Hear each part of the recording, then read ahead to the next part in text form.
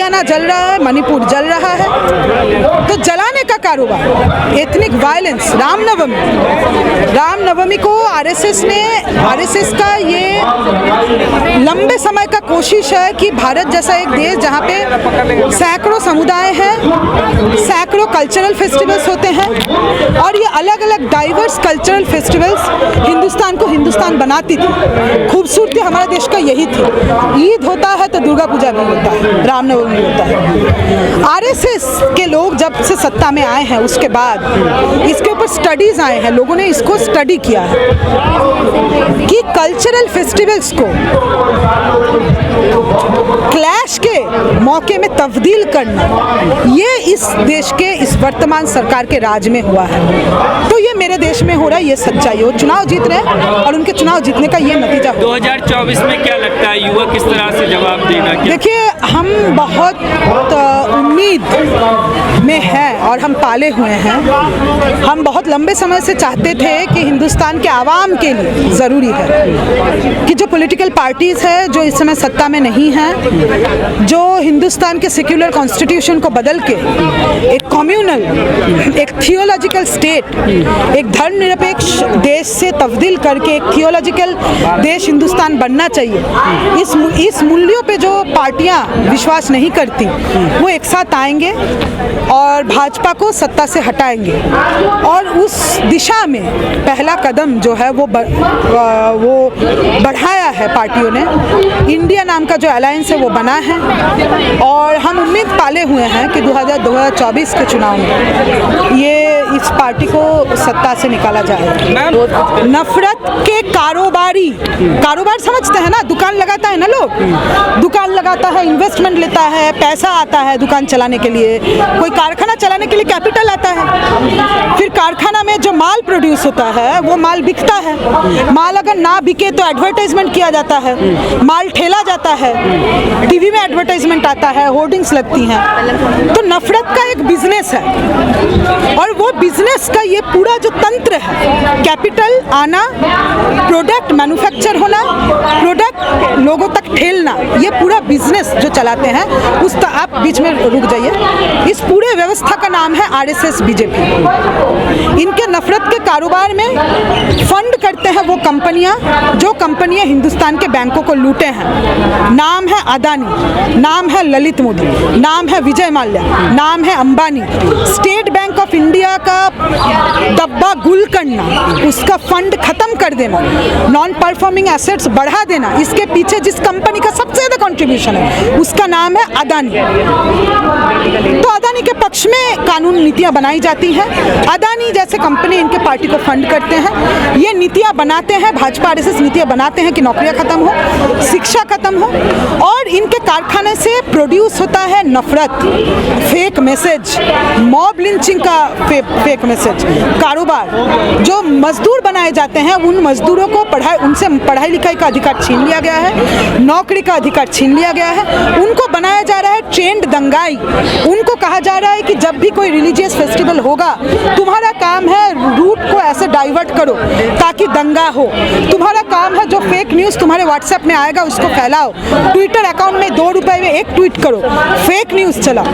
तो हरियाणा में जो हो रहा है, मणिपुर में जो हो रहा है, ये वही मुंबई में ये आदमी, इन्होंने आरपीएफ के जिस जवान ने गोली चलाई, मैं कह रही हूँ कि मेन स्ट्रीम मीडिया, रीढ़ का हड्डी एक चीज होता है ना, अगर हम इंसान हैं, हमारा रीढ़ का हड्डी है तभी हम सीधे खड़े हुए हैं, सर ऊंचा है, आंख में आंख मिला के बात करते हैं, तो इंसान होने का बहुत बड़ा सबूत है रीढ़ का हड्डी। मेन स्ट्रीम मीडिया उसने अपना रीढ़ का हड्डी खो दिया है। कहा जा रहा है कि आरपीएफ का जो जवान जिन्होंने गोली चलाया वो सरफिरा है, जरूर सरफिरा है। जो गोली चला अपने वर्दी से मिला हुआ जो बंदूक है वो चला रहा है, चुन चुन के मुसलमान को मार रहा है, वो सरफिरा है। दिल्ली के अंदर दिल्ली दंगा से पहले जामिया में जो बंदूक निकाल के छात्रों की तरफ किया था वो भी सरफिरा है। लेकिन ये सरफिरा व्यक्ति जो है इनका संख्या इस व्यवस्था में बढ़ रहा है और इनको सरफिरा करने के पीछे जो मैकेनिज्म काम किया उस मैकेनिज्म का नाम है नफरत। आपने आरएसएस बीजेपी ने और प्रधानमंत्री जी खुद इसके लिए जिम्मेदार हैं, आपने नफरत का ऐसा कारोबार बनाया है कि आज एक आरपीएफ का जवान जिसका काम था टेररिस्ट अटैक से, बाकी हिंसा से यात्रियों को बचाना, वो बंदूक निकाल रहा है, चुन चुन के मुसलमानों को मार रहा है। वो कह रहा है कि हिंदुस्तान में रहना होगा, तो योगी मोदी कहना किसी का हत्या जब तक नहीं होता तब तक नहीं लगता कि मोदी जी का शान बढ़ रहा है। देश का नागरिक जब तक नहीं मरता तब तक नहीं लगता कि मोदी जोगी का शान बढ़े। वो सरफिरा है लेकिन आपके कारखाने का मजदूर है, आपके नफरत के कारोबार का मजदूर है वो। और ये प्रोडक्ट आरएसएस बीजेपी निकाल रहा है। That was a hate crime. और वो एक व्यक्ति का सिर्फ उस एक व्यक्ति के तरफ अगर हमारा ध्यान चला जाए, अगर हम समझे कि वही सरफिरा था, वही इस के लिए जिम्मेदार है, नहीं, ये फेक न्यूज़ चलाने वाले, ये नफरत का व्हाट्सएप मैसेज भेजने वाले, ट्विटर अकाउंट चलाने वाले, मॉब लिंचर्स को बचाने वाले, मणिपुर में महिलाओं के ऊपर जो बलात्कार हुआ उनको निर्वस्त्र करके घुमाया गया, उनके ऊपर 0 FIR करके 2 महीना तक मॉब लिंचर्स को बचाने वाले, ये पूरा तंत्र आज उस RPF जवान ने जो गोली चलाया है उसके पीछे जिम्मेदार है। That was a political crime. A political crime that was committed by this system led by RSS। एक इंटरव्यू में मोदी जी ने खुद कहा कि पकौड़ा जो बेच रहे हैं वो भी तो नौकरी कर रहे, वो तो पकौड़ा बेच ही रहे थे और आने वाले दिनों में भी बेचेंगे। आपने जो वादा किया था साल में 1 करोड़ नौकरी का, उस नौकरी का क्या?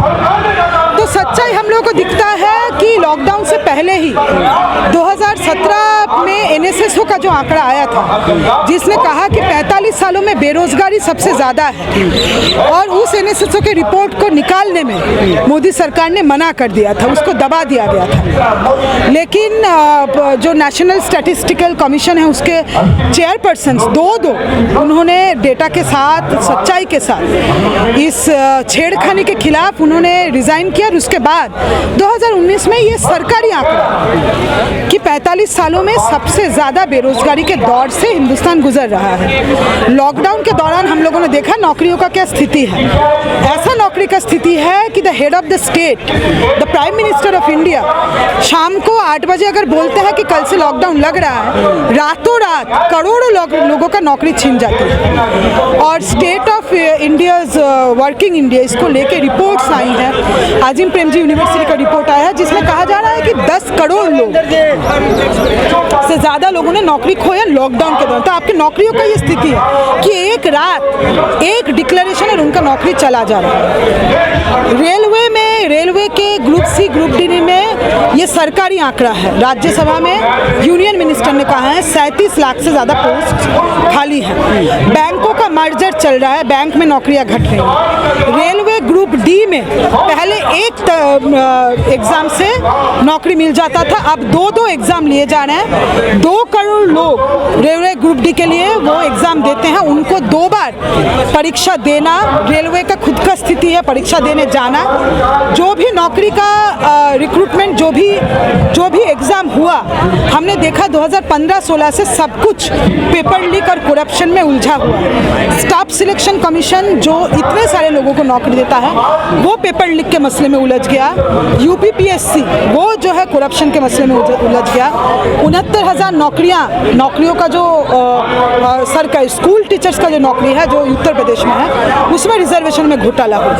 तो परमानेंट नौकरी ये हिंदुस्तान से ख़त्म करने का एक ज़बरदस्त रोड मैप मोदी सरकार ने बनाया है। डिसइन्वेस्टमेंट जो अटल बिहारी वाजपेयी के समय एक तरीके से डिसइन्वेस्टमेंट जो एक सरकारी नीति है। डिसइन्वेस्टमेंट का मतलब क्या है कि जो सरकारी कंपनियां हैं उन सरकारी कंपनियों से सरकार पैसा हटा लेगी। उन सरकारी कंपनियों को कौन बेचेगी? सरकार बेचेगी। तो सरकार का काम रह गया है कि पिछले 70 सालों में हिंदुस्तान के आवाम ने मेहनत से जो भी कारखाने बनाए और जो बढ़िया चलने वाले Navratna industries, steel sector, coal sector जो हिंदुस्तान को चलाया है, हिंदुस्तान का इंफ्रास्ट्रक्चर बनाया है, इंडस्ट्रियलाइजेशन किया है, लोगों को नौकरियां दिया है, परमानेंट नौकरियां दिया है, हिंदुस्तान के युवा पीढ़ी को बनाया है।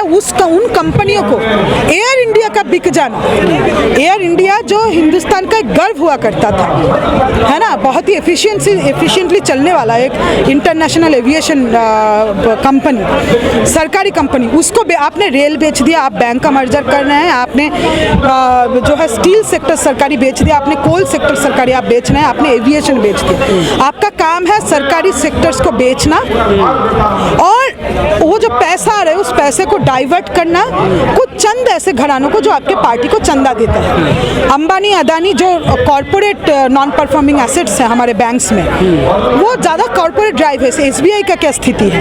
और दूसरी तरफ सरकार जो सम्मानजनक नौकरियां हैं उनको ख़त्म करके ज़बरदस्त informalisation, 93% of Indian workforce today is informal sector में 93% लोग काम कर रहे हैं। तो मोदी जी ने बोला पकौड़ा बेचो, तो पकौड़ा बेचना इकोनॉमी हो गया है। हिंदुस्तान जैसा 10 मोस्ट इंडस्ट्रियलाइज्ड कंट्रीज में हिंदुस्तान आता था। आईएलओ के गवर्निंग बॉडी में हिंदुस्तान इसलिए है क्योंकि 10 मोस्ट इंडस्ट्रियलिस्ट कंट्री में। और आज क्या हो रहा है? आज हो रहा है कि आप इनफॉर्मल इकोनॉमी में इसको पूरा धकेल दिए हैं, आप लेबर कोड ला रहे हैं। ऐसे बयानों के बाद भी तो मोदी जी को दोबारा प्रधानमंत्री बना दिया युवाओं ने देश। आप देखिए, नौकरी का सवाल एक है और इसी के साथ जुड़ा हुआ जो चीज़ है वो ये है कि आप कैसा देश बनाना चाह रहे हैं। आप चाह रहे हैं कि यही युवा पीढ़ी जिससे आप शिक्षा का हक छीन रहे हैं, जिससे आप रोजगार का हक छीन रहे हैं, वो ऐसा नागरिक बने जो नागरिक अपने उलझनों का, अपने ज़िंदगी का जो फ्रस्ट्रेशन है उसका जवाब नफरत में ढूंढे।